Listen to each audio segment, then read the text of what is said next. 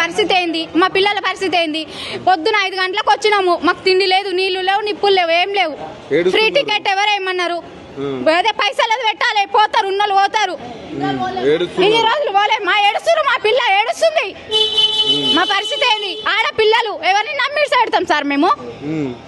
ఇయ్యాల రేపు నమ్మరాకుండా ఉంది రోజులు. ఏమన్నా అయితే మాకు వస్తాడా రేవంత్ రెడ్డి?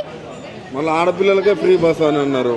ఆడోళ్ళకే ఫ్రీ బస్ అంటాడు, ఏమేమో చేస్తాడు. ఇట్లా రోడ్ల మీద ఎంతసేపు అయింది? 5 గంటలకు వచ్చిన, నీళ్లు లేవు, ఏం లేవు.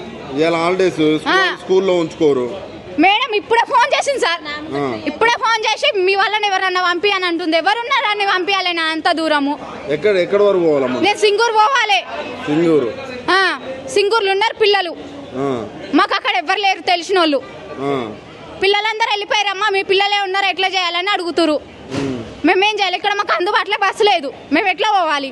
ఇట్లా చేస్తే ఎట్లా మరి రేవంత్ రెడ్డికి? ఇట్లా చేస్తే వాళ్ళకి ఏదో ముందే చెప్పాలి కదా. మేము బస్సులు బంద్ పెడుతున్నామని మాకు ముందే చెప్తే మేము ఎట్లా వస్తాం కదా.